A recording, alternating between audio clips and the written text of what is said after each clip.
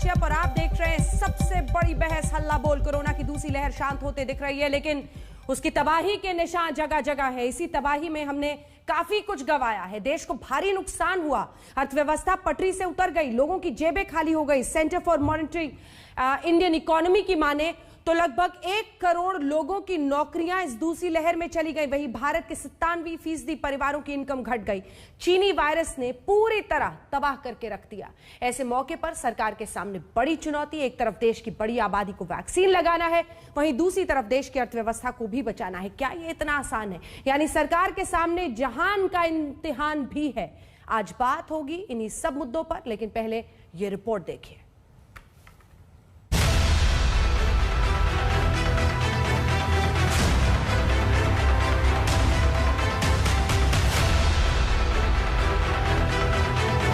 Corona की दूसरी लहर ने देश को झकझोर दिया। इस तरह के काम का किसी के पास कोई भी अनुभव नहीं था। इसके पीछे देश सेवा का जज्बा है और एक संकल्प शक्ति है। इसी से देश ने वो काम किया है जो पहले कभी नहीं हुआ। अस्पताल से लेकर ऑक्सीजन की किल्लत में देश मजबूर दिखा। मई का महीना कोरोना के कहर के साथ देश पर टूट पड़ा। कोरोना महामारी के बीच लाखों जिंदगियां सिसक सिसक कर दम तोड़ रही हैं। शमशान और कब्रिस्तान अटे पड़े हैं। ना ऑक्सीजन है, ना जीवन रक्षक दवाएं, ना वेंटिलेटर है, ना आईसीयू, ना वैक्सीनेशन, और मोदी सरकार पूरी तरह से गुमशुदा है। देश में कोरोना के मामले अप्रैल के महीने में तमाम रिकॉर्ड तोड़ते हुए 4 लाख के पार चले गए थे। वो अब आखिरकार जून महीने की शुरुआत में आज 1 जून को 1,27,000 रोजाना नए केस पर पहुंचा है। एक तरफ देश अब लॉकडाउन से अनलॉक मोड में जा रहा है। धीरे धीरे फैक्ट्रियां, कंस्ट्रक्शन साइट्स में कामकाज शुरू हो रहा है, तो दूसरी तरफ अब चुनौती है 2 मोर्चों पर, वैक्सीनेशन और अर्थव्यवस्था। एक तरफ टीकाकरण को लेकर केंद्र और राज्य सरकारों में तलवारें खिंची हुई हैं, तो दूसरी तरफ तीसरी लहर की आहट के बीच सबके लिए टीका मुहैया कराने की बड़ी चुनौती सरकार के सामने। पहली जून से हम लोग 18 से 44 वर्ष की उम्र के प्रत्येक व्यक्ति को वैक्सीनेशन का कार्यक्रम प्रत्येक जनपद में प्रारंभ करेंगे। उसमें भी हमने कुछ प्राथमिकताएं तय की हैं। वो ड्रामा करने के लिए क्या किया, कल से मेरे वैक्सीनेशन सेंटर सारे बंद। क्यों बंद? क्योंकि मुझे टीके नहीं मिले हैं।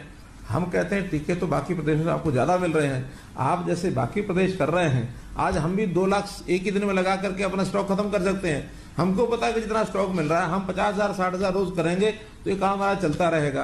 तो वो ये कह रहे थे भाई इतनी जल्दी टीके क्यों लगा रहे हैं दिल्ली वाले? तो जल्दी टीके लगाएंगे तभी तो लोगों की जान बचेगी। जितनी जल्दी टीके लगेंगे उतने ज़्यादा लोगों को टीके लगेंगे, उतने ज़्यादा लोगों की जान बचेगी। तो अपने को तो जल्दी लगानी ही चाहिए, इसमें गलती क्या है?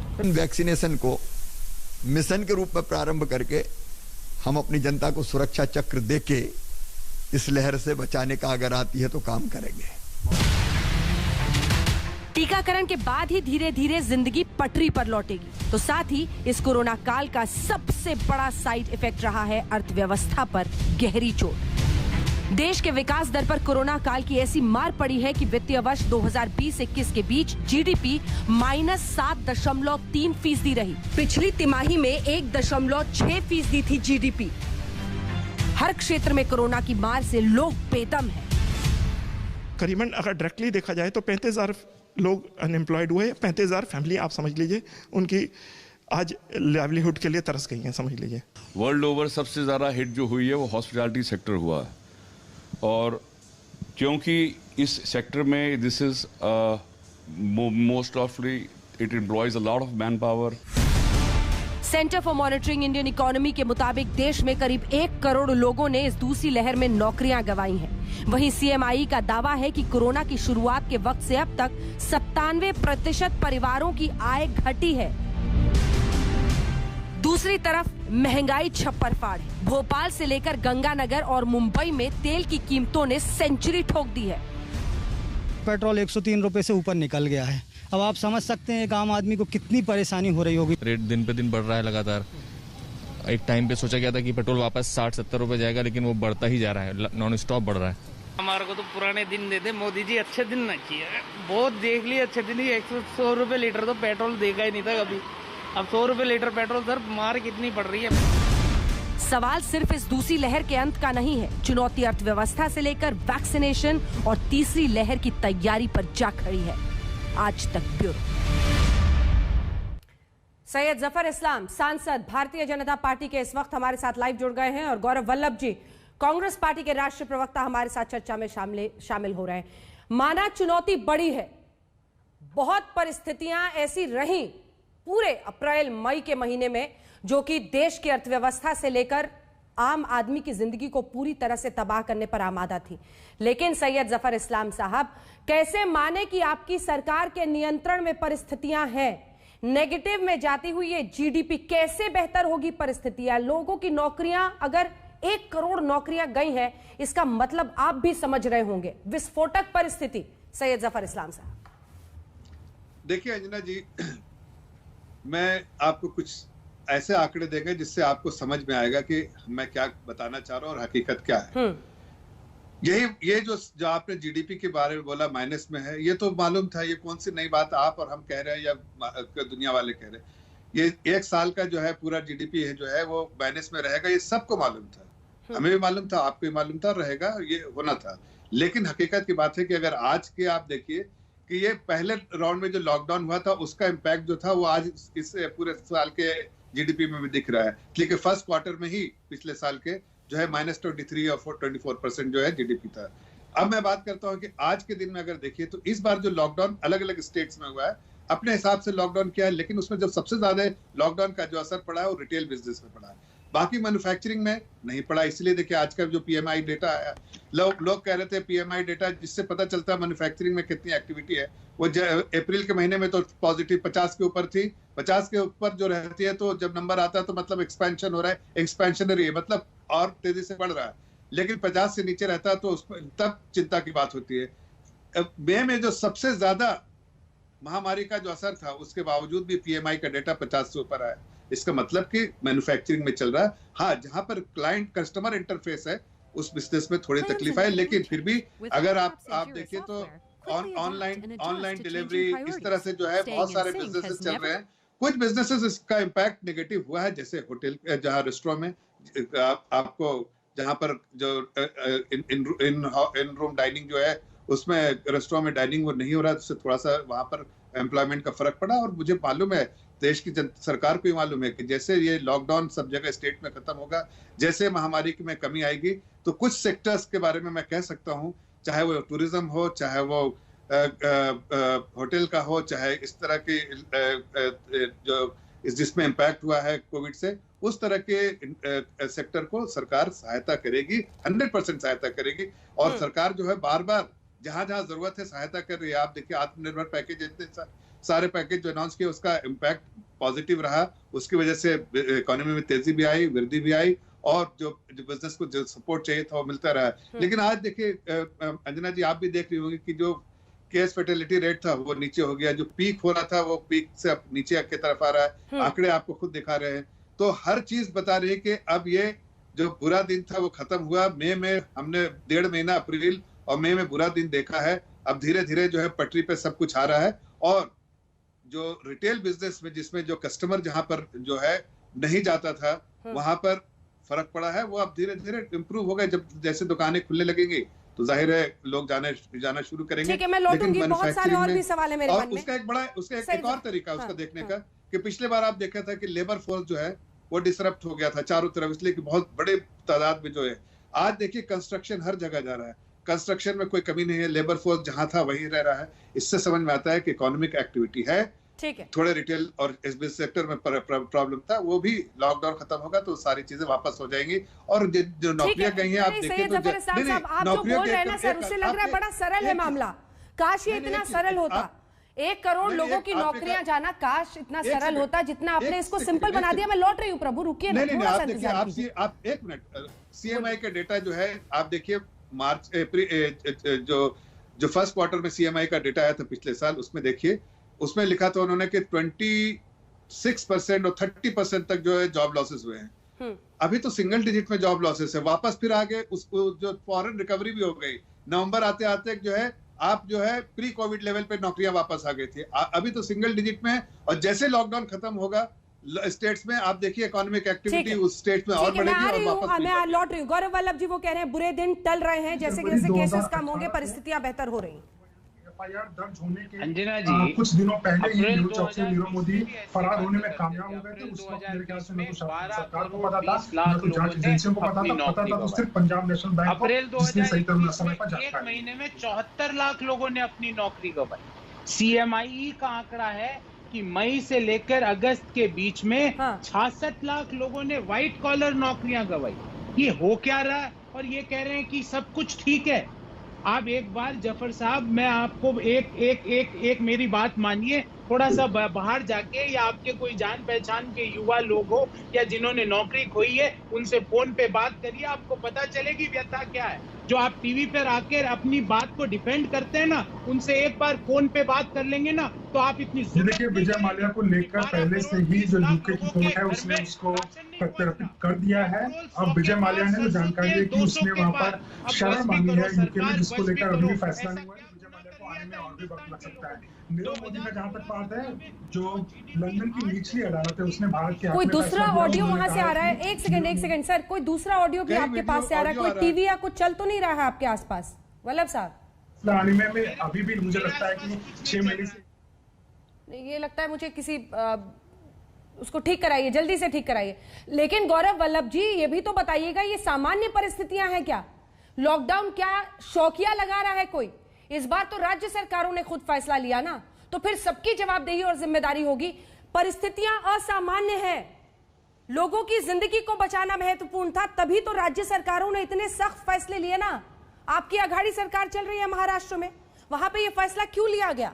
क्यों गतिविधियां रोकी गई? क्यों लॉकडाउन लगाया गया? इसीलिए ना। जल्दी से इसका उनका ऑडियो जब तक ठीक हो रहा है मुझे बताइएगा, फौरन जैसे ऑडियो ठीक होता है। सैयद जफर इस्लाम साहब आप हाथ उठा रहे थे, जवाब दीजिए। देखिए मैं यही कह रहा हूँ कि इनसे 2 सवाल पूछिए, ये इधर उधर की बात मत पूछिए। उनसे पूछिए कि आप CMI डेटा के बारे में बात करते हैं।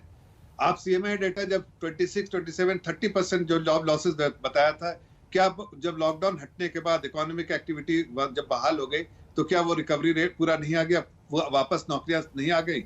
क्या प्री कोविड लेवल की नौकरियां वापस नहीं आ गई?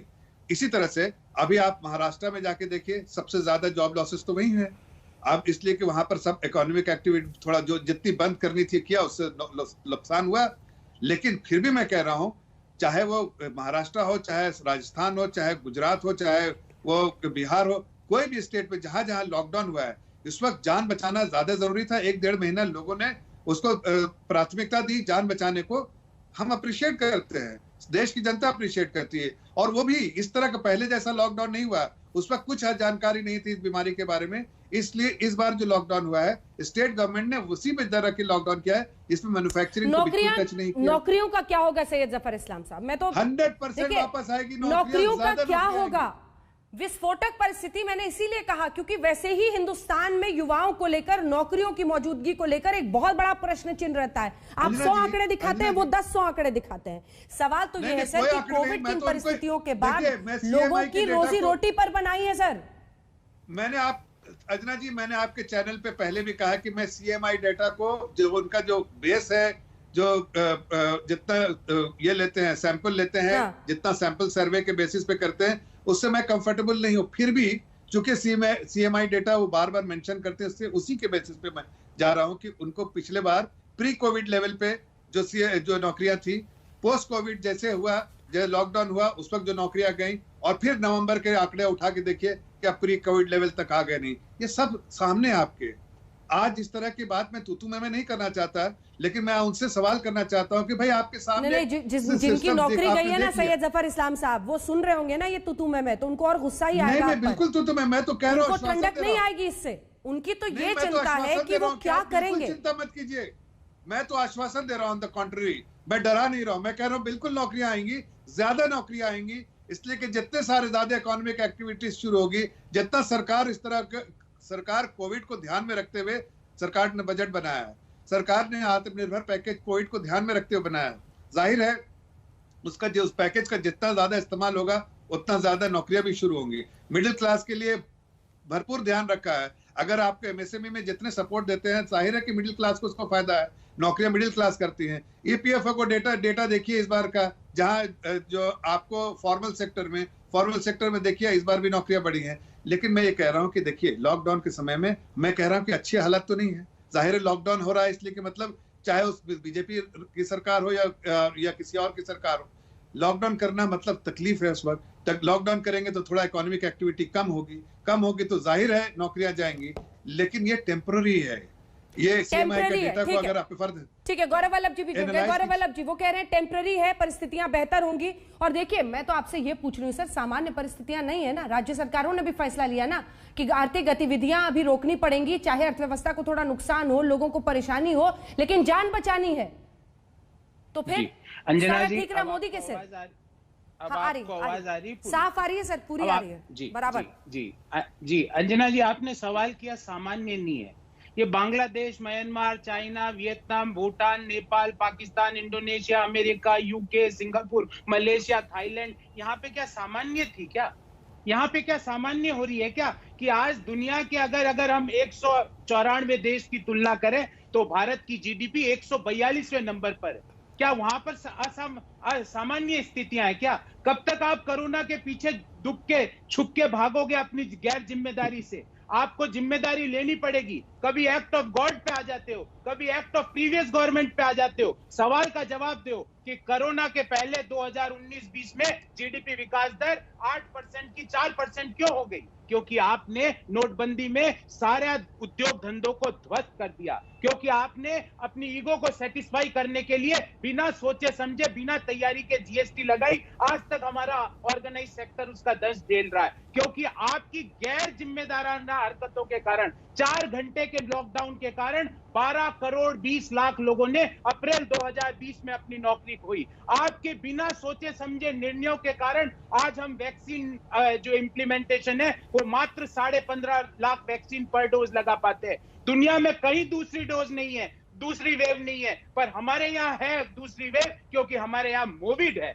कोविड नहीं है। इसलिए मैं आपसे पूछता हूं जफर इस्लाम साहब, सोच के बताइए, एक जमाना था कि जब हम जीडीपी विकास दर 11-12% की बात करते थे, आज बेरोजगारी दर 12% हो चुकी है, जीडीपी विकास दर -7.4% है। आज 97% लोगों की आय कम हुई है। अंजना जी, उसमें आपके हर सवाल में 100% दम है, लेकिन आपको टोक कर एक सवाल मैं पूछना चाहती हूं, क्या ऐसी गंभीर बीमारी जिससे हजारों लोगों की देश में जान जा रही है, रोजाना जा रही है, उसका नाम आप अपने प्रधानमंत्री के नाम से जोड़ना चाहते हैं? मैं बताता हूं, कारण बताता हूं। आपके राहुल गांधी भी यही ट्वीट करते हैं, कोविड को मोविड लिखते हैं, आप भी वही कर रहे हैं।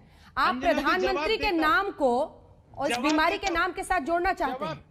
जवाब एक ऐसे वक्त पर जब पूरे विश्व में, एक सेकंड सर सुनिए पूरा सवाल, सिंगापुर वेरिएंट कह देने पर सिंगापुर की सरकार ने इधर से उधर कर दिया, सोशल मीडिया पर हर जगह से सिंगापुर वेरिएंट हटाना पड़ा, WHO ने इंडियन वेरिएंट हटाया, लेकिन आप अपने देश के प्रधानमंत्री का नाम इस बीमारी से जोड़ना चाहते हैं। आप बात ही नहीं सुन रहे। आपकी बात जायज है, आपका सवाल भी जायज है, आपका दुख होना भी जायज है, क्योंकि आप और मैं दोनों हिंदुस्तानी हैं। पर हमारे देश के प्रधानमंत्री क्या कर रहे हैं? हमारी वैक्सीन दूसरे देशों को भेज रहे हैं। 6.5 करोड़ वैक्सीन क्यों भेजी दूसरे देशों को? हमारे प्रधानमंत्री क्या कर रहे हैं? चाइना में वैक्सीन की डोज प्रतिदिन लग रही है, पर हमारे यहाँ 15 लाख लग रही है। क्यों लग रही है? इसका जवाब दीजिए, इसका जवाब देना पड़ेगा। जवाब देता हूं, जिम्मेवारियों से नहीं भाग सकते। आज चाइना में 1.5 करोड़ वैक्सीन से ज्यादा प्रतिदिन लगती है, हमारे यहाँ 15 लाख, क्योंकि हमारे जो प्रधानमंत्री जी हैं उन्होंने कोविड की विजय की तालियां बजवा ली जनवरी में, फरवरी में तालियां बजवा ली, बड़े बड़े मंचों पे जाके बोल दिया हमने हरा दिया। अरे इसको हराना हम उनको पूरा कर लेने दीजिए।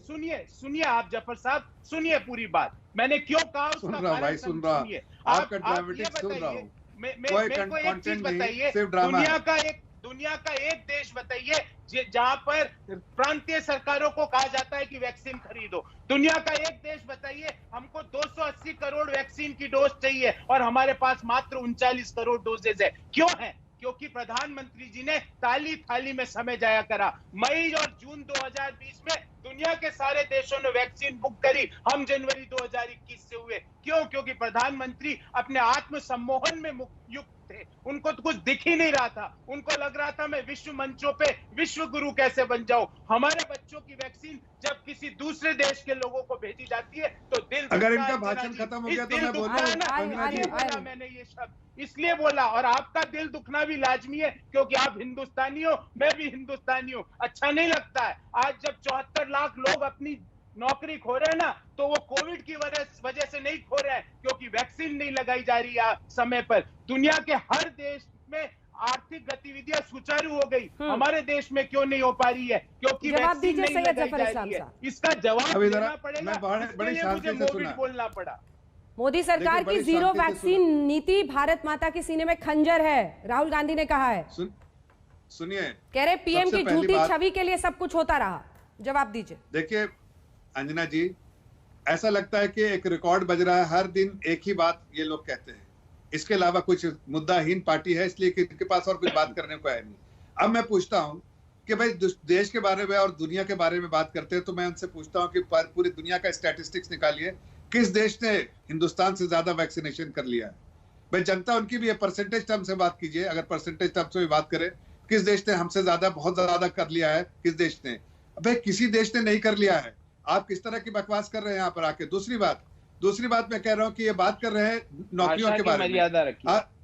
हाँ, भाषा की मर्यादा ही रख रहा हूँ। आप जॉब के बारे में बात कर रहे हैं, मैं तो आपसे ओपन सवाल किया, चैलेंज किया कि आप वही सीएमआई डेटा के बारे में बात किया जिसका आप जवाब दीजिए। आप नहीं थे जब उस वक्त मैंने रंजना जी से सवाल किया था कि प्री कोविड लेवल पे जब लॉकडाउन हुआ, उससे पहले जब जो एम्प्लॉयमेंट रेट था और जब आया लॉकडाउन हुआ और लॉकडाउन के बाद जो अनएम्प्लॉयमेंट बढ़ा 30% तक चला गया, सीएमआई का डेटा बोल रहे हैं जिसको बार बार आप रेफर करते हैं। और उसके बाद नवंबर में जाके प्री कोविड लेवल से बेटर हो गया और उसके बाद आज जो है थोड़ा बहुत जो सिंगल डिजिट में है, वो जाहिर है लॉकडाउन जो हर स्टेट्स में और उसकी वजह से वापस रिकवरी हो जाएगा, टेम्पोररी फेज है, ये प्रूव कर लिया है, आपने देखा आंकड़ों को देख के। तीसरी बात जीडीपी के बारे में कह रहे हैं, अरे कैसी बात कर रहे हैं, पूरे साल की जीडीपी है। लॉकडाउन में क्या आप क्या कर रहे थे? घर में कोई प्रोडक्टिव एक्टिविटी कर रहे थे क्या?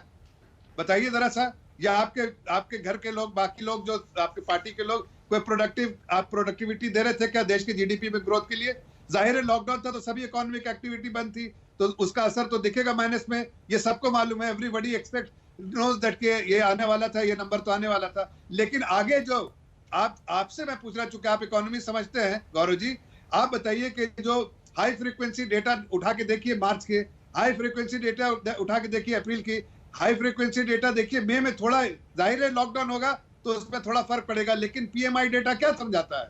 50 से ऊपर क्या समझाता है कि इकोनॉमिक एक्टिविटीज है, मैन्युफैक्चरिंग में है और उस तरह से कंस्ट्रक्शन में भी है। हाँ, रिटेल बिजनेस जो आपके दुकानें बंद दिख रही हैं, मतलब इंटरफेस को रोका गया, उससे फर्क पड़ा है, उससे फर्क पड़ा है और वही आपको दिख रहा है। जाहिर है कि एक टेम्पोररी फेज है, क्या जिंदगी भर लॉकडाउन है, लेकिन जाने बचाने के लिए आप लॉकडाउन का, कोविड का असर मानते हैं या नहीं मानते हैं? मुझे गौरव वल्लभ जी ये बताइए, और अगर मानते हैं तो फिर इससे कैसे निकल सकते थे? मुझे एक चीज बताइए अंजना जी, ये दुनिया के बाकी देशों में जहां पे कोविड हमारे से ज्यादा भयंकर था, वहां की जीडीपी -7.3 पे क्यों नहीं है? वहां पे पॉजिटिव जीडीपी क्यों पहुंच गए? प्लीज बीच में नहीं बोलिए, बीच में नहीं, अच्छा नहीं है, अच्छी बात नहीं है।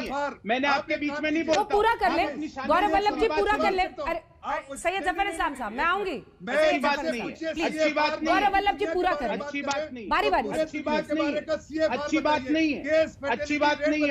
आप एक राज्यसभा के सांसद की तरह बिहेव कीजिए। आप अंधेरे में थोड़ी शांति से सुनिए। मैं सीधा जफर साहब की गरिमा रखिए। जफर साहब प्लीज। अरे भाई मैं तो आपसे सवाल कर रहा हूँ, सुनिए। सांसद यहाँ का सांसद छोड़िए, प्लीज सुन लीजिए, बीच में मत बोलिए, मैं सवाल कर रहा हूँ आपसे।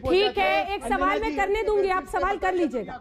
एक सेकंड देखिए, सीएमआई की डेटा पे उनका स्पेसिफिक सवाल है, वो इसके बाद कर लीजिएगा, उनको बात पूरी कर लेने दीजिए। गौरव वल्लभ जी, अंजना जी, क्या लॉकडाउन का असर मानते हैं या नहीं मानते हैं इसमें? देश, अंजना जी, देश की क्या हालत हो गई? 7 साल में सत्ता में बैठे हुए लोग विपक्ष से सवाल कर रहे हैं, देखो इनकी हालत, देखो मुझे तरस अरे आता है। देश के सुन लीजिए के बारे में बात करेंगे तो ज्यादा दुनिया को रेफर उछल करेंगे तो डेटा तो उछल दूंगा कूद नहीं, शांति से अनपढ़ गवार थोड़ी बैठा हो तुम्हारे सामने कि तुम जो बोलोगे हम सुन लेंगे। Don't shout, please sit I am not shouting, I am only telling you please sit properly and behave समझ है, सुन मुझे भी लीजिए, समझ है। मैं शांति कोई डेटा फेंक के नहीं चले जाओगे, मैं शांति या भाषण देने के लिए नहीं, हम समझते हैं, जवाब दूंगा आपको। अंजना जी ये जब चुप हो जाए, जब मेरे से सवाल पूछ लेना। आपने कहा कि कोविड के कारण, अंजना जी मुझे ये बताइए, दुनिया के दूसरे देशों में कोविड का इंपैक्ट क्यों नहीं पड़ा? और कैसा मूर्खतापूर्ण तर्क दे रहे हैं अंजना जी, कह रहे हैं कि हमारे से ज्यादा वैक्सीन कहां लगे। अरे प्रभु, दुनिया में सेकंड नंबर की पॉपुलेशन है अपनी, तो हमारे से ज्यादा यूरोप के कई देशों की पॉपुलेशन ही 1 करोड़ है, तो वो वैक्सीन कैसे लगेगा? आपको समझ में भी नहीं आता। अन्ना जी जरा समझाइए इनको, ये या तो कहीं मानसिक तौर से भटके हुए लोग हैं।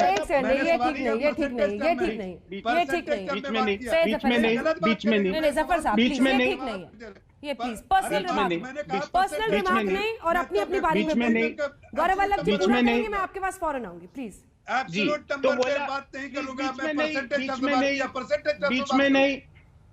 अच्छा, फिर इन्होंने बोला नहीं बोलूंगा, जब आप मेरे को गलत चलिए बोल लीजिए। मैंने कब कहा, मैंने कहा एब्सोल्यूट नंबर कब कहा, मैंने कब कहा एब्सोल्यूट नंबर, मैंने कहा दोनों बोलेंगे तो आवाज में दिक्कत आएगी। आप दोनों से मैं फिर एक बार आवाज नीचे करके ये आपसे निवेदन कर रही हूँ, प्लीज अपनी अपनी बारी में बोलिए प्लीज। जफर साहब प्लीज उनको पूरा करने दीजिए, पूरा करने दीजिए।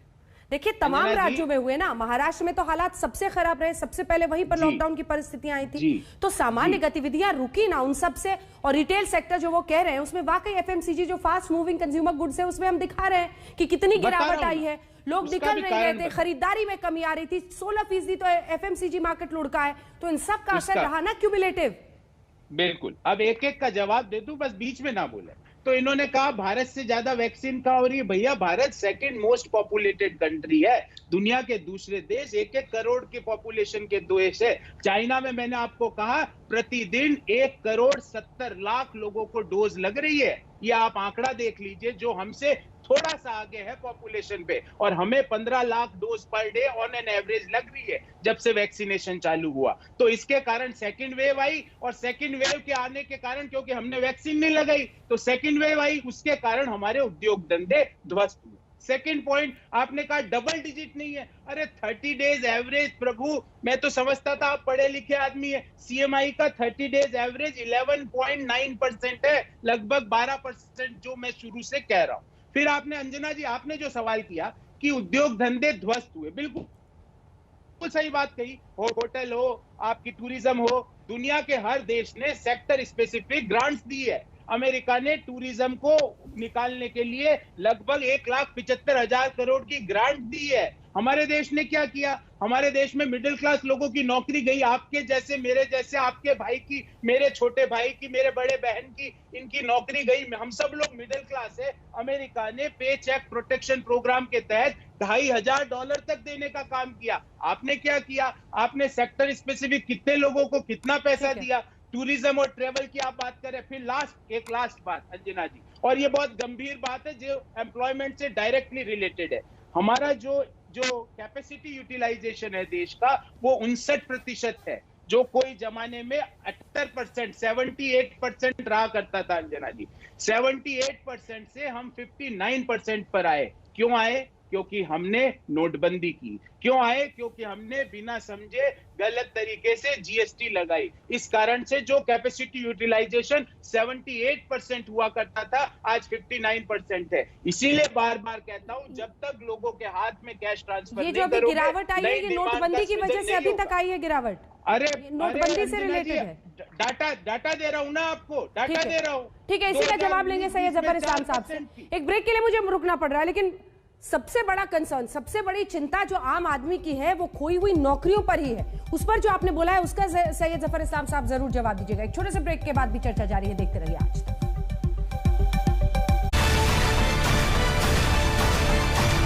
प्रधानमंत्री ने कहा था जान बचाना है, फिर कहा जान भी और जहान भी दोनों बचाना है, लेकिन परिस्थितियां इस दूसरी लहर में ऐसी बनी कि चारों तरफ से लोगों की जानें भी जा रही थी, और अब धीरे धीरे उसका साइड इफेक्ट दिख रहा है जब हम अर्थव्यवस्था पर गहरी चोट देख रहे हैं। सीएमआई का डेटा है जो कहता है 1 करोड़ नौकरियां इस दूसरी लहर में गई हैं, और सीएमआई के ही एमडी हमारे साथ कुछ देर में महेश व्यास जुड़ेंगे। तब सैयद जफर इस्लाम साहब, आपकी जितनी शिकायतें हैं इस पूरी सर्वे को लेकर आप सीधा उनसे सवाल पूछ लीजिएगा। आप सैंपल साइज को लेकर कितना रिप्रेजेंटेशन रूरल एरिया का है, कहां से वो डेटा इकट्ठा करते हैं, सब पूछिएगा। इसीलिए हमने इंतजाम किया क्योंकि पिछली बार भी आपने कुछ सवाल उनके सर्वे पर उठाए थे। अब चर्चा को आगे लिए चलते हैं। अंजना जी बस छापा मत पड़वाना, इनको ये कह देना।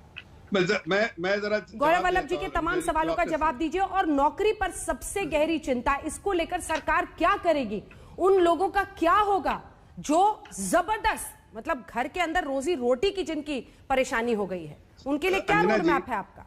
हाँ बोलिए। देखिए मैं जवाब दूंगा, लेकिन मैं सबसे पहले बात ये कहना चाहता हूँ कि देखिए मैंने जो बातें कही उसको तोड़ मरोड़ के जो गौरव वल्लभ जी ने कहा, मैंने कहा कि किसी एब्सोल्यूट नंबर में नहीं बोला था। हमने कहा था वैक्सीनेशन प्रोग्राम जो चल रहा है, एब्सोल्यूट नंबर मैंने कभी नहीं कहा कि 22 करोड़ किसी से कंपेयर किया। कंपेयर कीजिए, मुझे इतना ये बच्चों को पढ़ाते हैं, लेकिन जब इस तरह की बात करते हैं तो कभी कभी मुझे शक होता है कि किस तरह से ये पढ़ाते होंगे। तभी जब जनता की अदालत में गए, जनता के बीच में गए, तो इनकी जमानत जब्त हो गई थी। हकीकत तो ये है कि इनकी बात समझ में नहीं लोग आती है। इन्होंने कहा, हमने कहा कि परसेंटेज टर्म्स में देखिएगा, अगर कंपेयर करना है किसी देश के वैक्सीनेशन प्रोग्राम से तो कंपेयर कीजिए परसेंटेज टर्म्स में। इन्होंने एब्सोल्यूट नंबर है। बेवकूफ आदमी थोड़ी बैठा हुआ हूँ, पार्टी का राष्ट्रीय प्रवक्ता हूँ, इकोनॉमी को जैसे आप समझते हो उतना बेहतर समझता हूँ और प्रैक्टिस करके आया हूँ, लोगों को पढ़ा के नहीं, एक्सपीरियंस करके आया हूँ। मैं बैठ के पढ़ा भी सकता हूँ।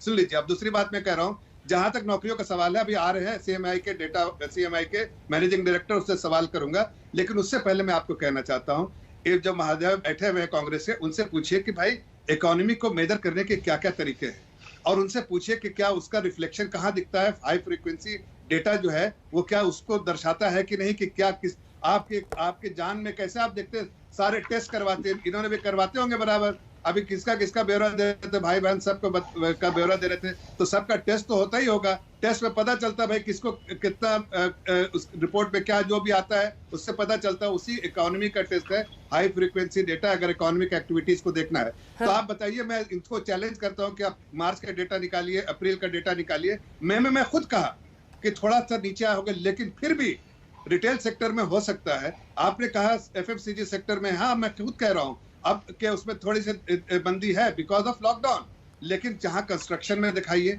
आप देखिए कोई लेबर डिसरप्शन हुआ है कि नहीं हुआ है। उसके साथ साथ मैं आपसे एक बार और सवाल पूछना चाहता हूं कि भाई अगर आप ऐसा है तो आप महाराष्ट्र स्टेट में या गुजरात या राजस्थान स्टेट में बताइए कि आपके जो स्टेट में जीडीपी कंट्रीब्यूशन था स्टेट का, वो उसमें जो है एसजीडीपी जो है वो उसका जो है वो इस महीने में बढ़ा हो, मई के महीने में बढ़ा हो, जब लॉकडाउन के महीने में बढ़ता गया हो, घटने के बजाय बढ़ा हो, तो बता दीजिए भाई। जब इकोनॉमिक एक्टिविटी बताइए गौरव जी, वो कह रहे हैं क्या कांग्रेस शासित राज्यों में जीडीपी में इजाफा हुआ क्या?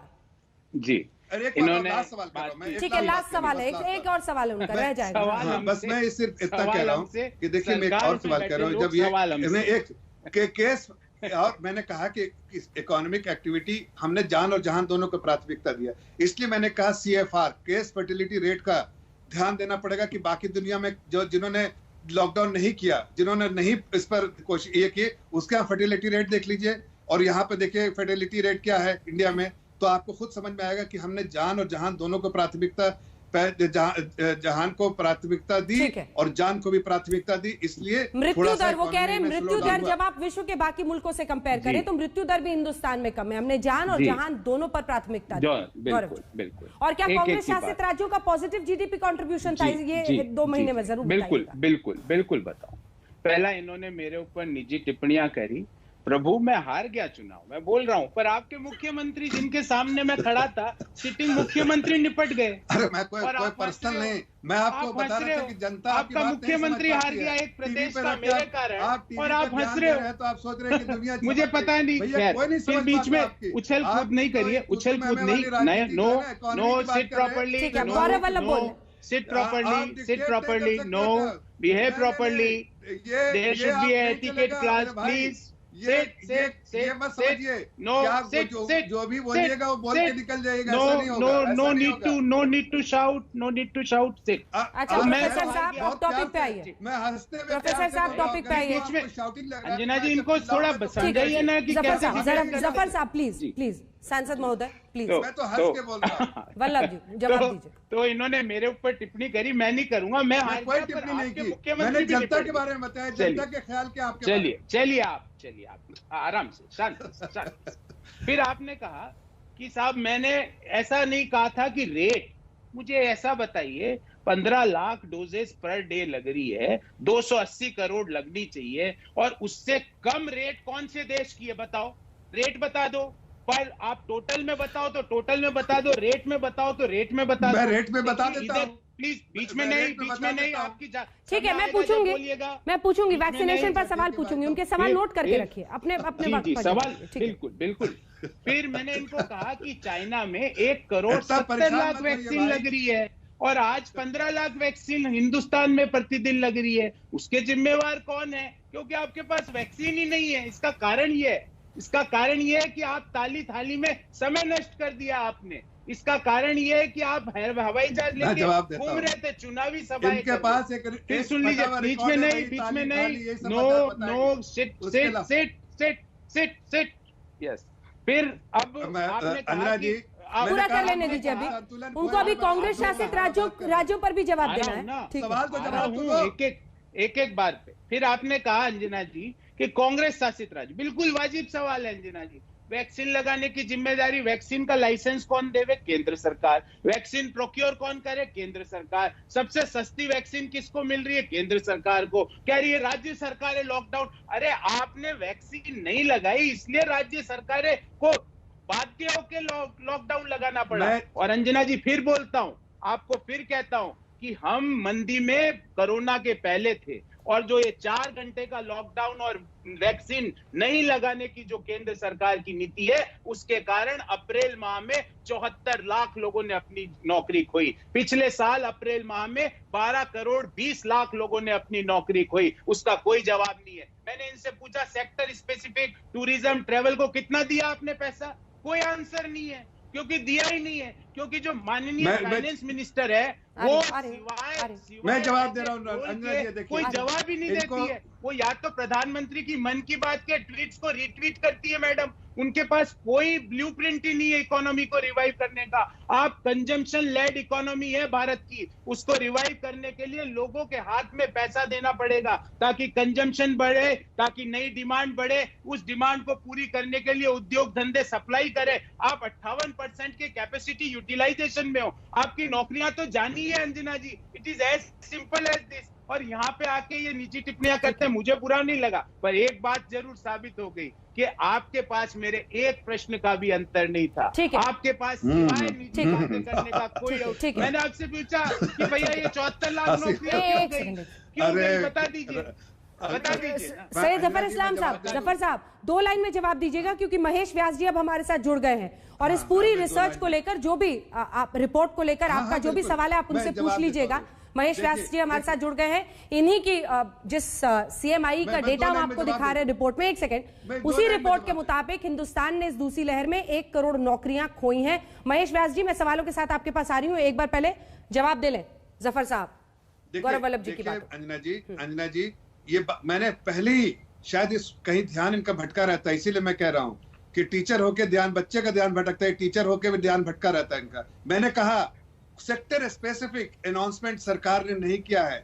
लॉकडाउन से बाद जब फुल इकोनॉमिक एक्टिविटी शुरू होगी तब उसका सेक्टर स्पेसिफिक अनाउंसमेंट, चाहे वो हॉस्पिटैलिटी हो, चाहे हॉस्पिटैलिटी सेक्टर हो, चाहे वो टूरिज्म हो, चाहे ऐसे सेक्टर जहां पर कस्टमर रिलेटेड हो, कस्टमर इंटरफेस का है, वो सरकार करेगी। मैंने तो ओपनिंग रिमार्क्स में कहा कब ये होगा। ठीक है, चलिए अब इसी में पूरा टाइम निकल जाएगा, इसी में पूरा टाइम निकल जाएगा। अब जरा इस रिपोर्ट पे आते हैं, महेश व्यास जी को दिखाई। महेश व्यास जी, मेरा सवाल आपसे ये है कि 3 बड़ी बातें अगर आप अपनी इस पूरी, चूंकि आप सीईओ हैं सीएमआई के और ये डेटा जो सामने आया है जाहिर तौर पर पूरे देश की नजर इस पर है, चर्चा हो रही है।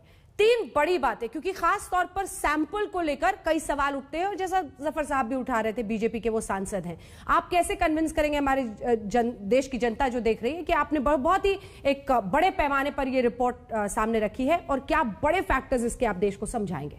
व्यास जी। सबसे बड़ी बात इसमें ये है कि ये एक सही तरीके से, साइंटिफिक तरीके से सैंपल सिलेक्शन किया गया है, जिसके अंदर देश के हर क्षेत्र का रिप्रेजेंटेशन है। पहली बात यह है कि ये ऑल इंडिया सर्वे है, कश्मीर से लेके कन्याकुमारी तक और आसाम से लेके गुजरात तक सारे प्रांत इसमें शामिल हैं। सिर्फ कुछ प्रांत नहीं है जिनका रिप्रेजेंटेशन अबाउट 1% से भी कम होता है। वो फार नॉर्थ ईस्ट में है जहां हम पहुंच नहीं पाते, लेकिन उसके अलावा सारा देश जो है, जैसे मैंने पहले कहा, पूरा रिप्रेजेंटेशन है। पहली बात ये है। दूसरी बात ये है कि सैंपल बहुत बड़ा है। तो जो सरकारी सैंपल है NSSO का, वो तकरीबन 1,10,000 का होता है और हमारा सैंपल जो है 1,75,000 घरों का है। NSSO जो है वो पहले सर्वे 5 साल में एक बार किया करता था, अब साल में एक बार करता है। हम साल में 3 बार पूरा सैंपल सर्वे करते हैं और ये लगातार हम 2014 से सर्वे करते आ रहे हैं। इसकी जो मेथडोलॉजी है वो भी जो ऑफिशियल सिस्टम्स है उसके बराबरी के हैं, उससे काफी मिलते जुलते हैं। और हमारे जो रिजल्ट्स हैं वो भी जब पहले PLFS के नंबर्स आए थे 6.1%, वो हमारे नंबर से काफी मिलते जुलते थे। तो NSSO में कोई गलती नहीं है, कोई खराबी नहीं है और हमारा सर्वे उसके बराबरी का है। दोनों सिमिलर रिजल्ट्स देती हैं। तो मेरे ख्याल से सर्वे के मेथडोलॉजी पर या उसके रिजल्ट्स पर कोई विशेष क्रिटिसिज्म मेरे ख्याल से सही नहीं होगा। टेक्निकल डिस्कशंस बहुत होते हैं जहां पर हम सर्वे को इम्प्रूव कर सकते हैं, लेकिन जनरली मेरे ख्याल से ये सर्वे काफी रिलायबल है। ठीक है, सैयद जफर इस्लाम साहब, कोई सवाल जो आप सीधे उनसे पूछना चाहें? हाँ, मैं पूछना चाहता हूँ। मैं दो सवाल 3 सवाल है मेरे पास। देखिए, ये सही कह रहे हैं कि मेथोडोलॉजी पे सवाल नहीं करना चाहता हूँ मैं, उस पर लंबा डिबेट हो जाएगा, लेकिन ये स्टैटिस्टिकल अप्रोच है, ये भी अपना स्टैटिस्टिकल मेथड के बेसिस पे ये अपना जो सैंपल सर्वे लेते हैं और एक नतीजे पे निकलते हैं, उसको एक बार को छोड़ देते हैं। लेकिन मेरा सवाल उनसे कुछ और है। सवाल मेरा है, चूंकि वो ये सारा अप्रोच जो उनका है, मेथोडोलॉजी उनकी है, आंकड़े उनके हैं, सर्वे सैंपल उनके पास है, स्टैटिस्टिकल मेथड जो इस्तेमाल किया सब एक यकसा एक बार किया है, सब डेटा के लिए। तो मेरा सवाल है महेश जी, आप ये बताइए कि जब प्री कोविड लेवल जो एम्प्लॉयमेंट रेट था, अनएम्प्लॉयमेंट रेट था, जब पोस्ट कोविड जब लॉकडाउन हुआ तो आपके डेटा बता रहे थे कि 26, 27, 28, 30% जो है अनएम्प्लॉयमेंट रेट हो गया।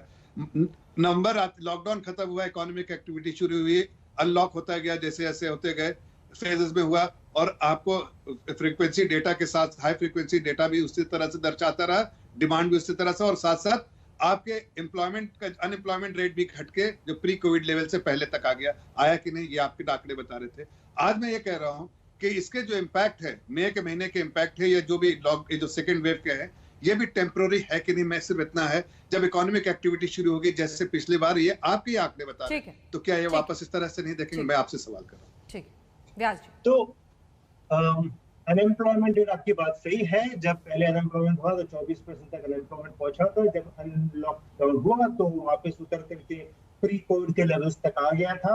अब जब लॉकडाउन हुआ है तो वापस ये अनएम्प्लॉयमेंट रेट चढ़ करके 12% के आसपास पहुंच गया है। लेकिन अगर ये अनलॉकडाउन होता है तो हो सकता है कि अनएम्प्लॉयमेंट रेट वापस नीचे आ जाएगा। लेकिन सवाल केवल इसका नहीं है, सवाल इसका है कि एम्प्लॉयमेंट ग्रो नहीं हो रहा है, बढ़ नहीं रहा है।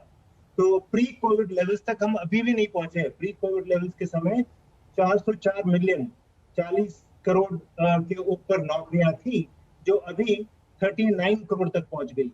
तो और ये 40 के ऊपर गई भी नहीं पहले। तो अनएम्प्लॉयमेंट रेट तो कम हो गया है, लेकिन एम्प्लॉयमेंट नहीं बढ़ा है और एम्प्लॉयमेंट रेट घटता जा रहा है। सिर्फ 2 लाइन का जवाब। ठीक है जफर साहब, सिर्फ 2 लाइन का जवाब, वक्त की बहुत कमी है। मैं फिर मेथोडोलॉजी में नहीं जा रहा हूँ, इसलिए कि मेरे 1000 सवाल हैं। मैं स्टैटिस्टिक्स समझता हूँ, मेरे 50 सवाल होंगे आपसे, लेकिन मैं उस पर फिर नहीं जा रहा हूँ। लेकिन मैं एक सवाल करता हूँ कि देखिए, एम्प्लॉयमेंट रेट के बारे में जो आप एम्प्लॉयमेंट रेट के बारे में कह रहे हैं, ठीक है, जैसे जैसे इकोनॉमिक एक्टिविटी होगी, बढ़ेगा, कि उनके पास कोई ब्लूप्रिंट नहीं। मुंह बंद रखो ना प्रोफेसर साहब, सत्ता में हो, जनता के बीच में गए, रिजेक्ट हो गए, फिर भी मुंह खोल के आ रहे हो। अरे यू आर इन पावर, अरे भाई, एंड यू आर आस्किंग। थोड़ा तो सोचिए जिनकी वाकई नौकरी गई होगी वो इस तूतू में कितने इंटरेस्टेड होंगे, बल्कि और गुस्से में आ रहे होंगे अपनी परिस्थितियों को देखकर। और जो सियासत है, जो सत्ता पक्ष है, उन सब की बातों को अगर हम सिर्फ देखें आरोप प्रत्यारोप में तो उसमें सिमटता हुआ देखिए। ब्रेक के लिए हम रुक रहे हैं, देखते रहिए आज। जान है तो जहान है, लेकिन इसी के साथ जान भी जहान भी तक हम पहुंचे। लेकिन इस बार जान पर भी बनाई, जहान को भी नुकसान हुआ। जान का इम्तिहान, जहान का भी इम्तिहान। इसी पर आप देख रहे थे हल्ला बोल, देखते रहिए आज तक।